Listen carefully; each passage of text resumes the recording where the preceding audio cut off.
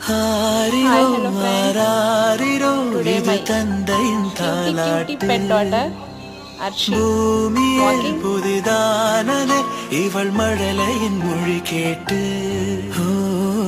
தாயாக தன்